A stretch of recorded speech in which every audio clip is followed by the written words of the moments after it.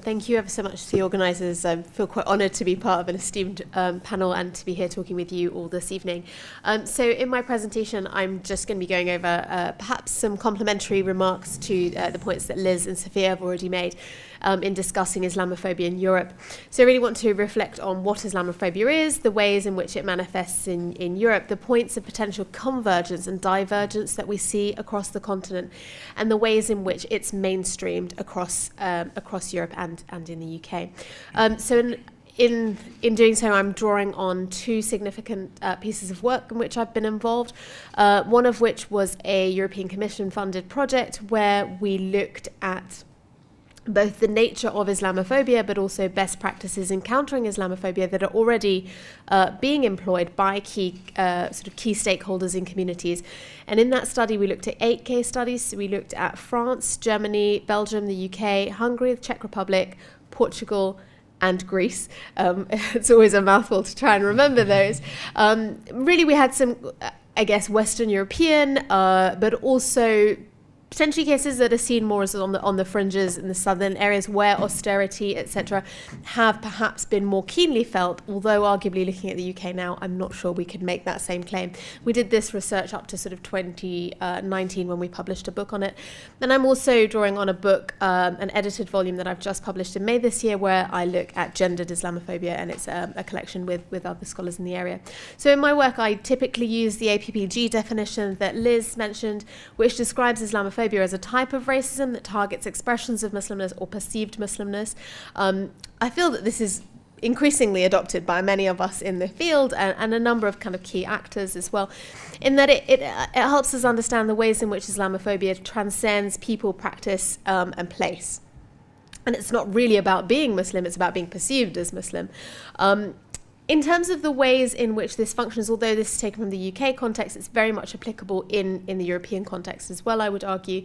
The ways in which we see Islamophobia manifesting across Europe, again, very similar to the UK. We have the interpersonal experiences like the violence that we saw during the UK riots, evident in those hate crime statistics that are often the tip of the iceberg, but also factors such as denial of service. So we, in that study, came across women who were told, you can't get on the bus here, public transport, great Europe kind of nationalised systems that it has that we can only look at enviously in the UK. But, a public service that they couldn't access because they wore hijab. It's completely unlawful, but it's very much normalised by some of these political narratives and press narratives that we're seeing, and really this sort of cyclical nature of the political policy legislative element and the way in which it feeds into the interpersonal acts of violence, exclusion, and denial of services. So it's very similar there. In our study, we looked at sort of the nature of Islamophobia and tried to really map what was going on across these 8 quite different contexts. And really we found that whilst there are contextual specificities, so for example in Greece there might be greater emphasis on Greco-Turkish history and Greco-Turkish relations, whereas in the Czech Republic, where there's almost an absence of a Muslim population, so no real encounters with Muslims, or very limited encounters with Muslims, you see these points of similarity. And we would say that in this study we found that Islamophobia was characterized by this notion of Muslim threat. Demographic threat, the Great Replacement theory that Sophia mentioned, and whether that's sort of through the perceived hyperfertility or hyperfecundity of Muslims, but also proselytization, that if Muslims are seen, they will automatically force other people to become Muslims. So therefore their presence must be a concealed and discreet presence.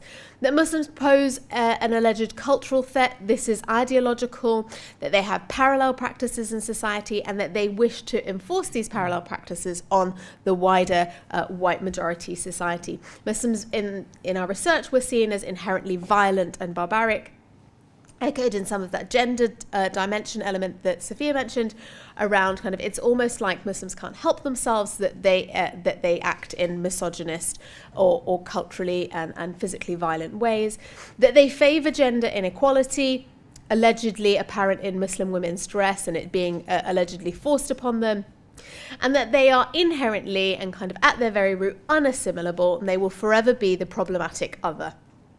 And this was something that we saw a real convergence across the continent. So while you have the specificities, there's this coming together in this idea that Muslims are threatening, and therefore this threat must be dealt with. In terms of the mainstreaming of Islamophobia, we very much found this within context and between contexts. And the far right is absolutely central, but this mainstreaming is functioning on and relying on the banalization or the normalization of of Islamophobia across Europe and the UK. And in some of the work I discuss in the edited handbook on gendered Islamophobia, I start to draw on this idea of liberal Islamophobia, and that perhaps giving us some of the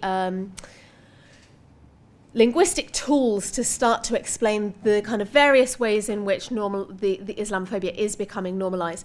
And I use Mondin and Winter's work here. So the liberal Islamophobia trope draws very much on and comes together with, you'll see a meeting point with far-right Islamophobia, particularly along gendered lines, but it's seen as a common sense response. So as part of our liberal society and our protection of democracy, we must discipline Muslimness to ensure that our kind of liberal ways of doing and being in the West are protected.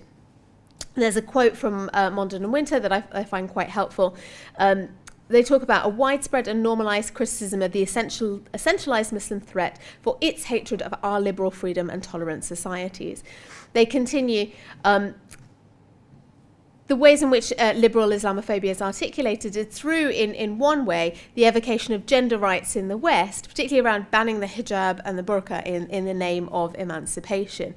So this is perhaps one of the tools that we could use along understanding the hard right and far right articulations of racism to try and perhaps broaden that lens and understand the way in which the left is also becoming increasingly central through these liberal articulations and it being a sort of almost common sense response.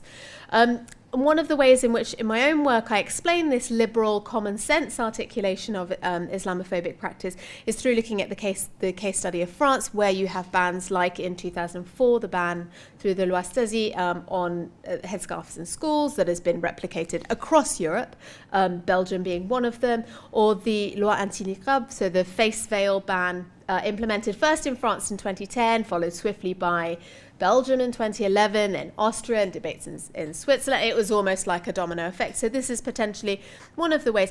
And the assumption there was that Muslim men are violent and that they are forcing Muslim women to cover this way. When in fact in France, when this ban was implemented, there were around an estimated 300 women that wore. For an enormous Muslim community like that, that's really quite insignificant. But perhaps it's about generating political narrative, generating press narrative to continue this myth of a Muslim essentialized threat. And in these sorts of bans in France, we see the evocation of women's rights, but also Orientalist tropes around Muslim male barbarity, Muslim women's submissiveness, to continue and legitimize or pseudo-legitimize. And we see this kind of recycling of historic colonial tropes to maintain and normalize the far right and the left wing, increasingly left wing. And also kind of looking at from the far right to the left, we see some of the paradoxes sort of through ideas like feminationalism, where you have the evocation of feminist tropes by other women to limit another group of women's freedoms. And this kind of paradoxical feminist evocation is not problematized in ways in which we really ought to see it being done if we're thinking about genuine equality and sort of fairness across the board. How am I doing for time? I think conclude. Okay, I'll wrap up then with my concluding remarks. So thinking about the 32 steps to togetherness and also the IIR report, I think Islamophobia in Europe is not dissimilar to what we're seeing in the UK, and therefore I'd say there are best practices. There is a globalizing far right, far left kind of spectrum of Islamophobia that requires, I think, further investigation, further analysis. And I think it's cross-political, and that's quite important to highlight in addition to this far left. The road is long, and I think we'll kind of have to continue on our anti-racist fight. But thank you ever so much.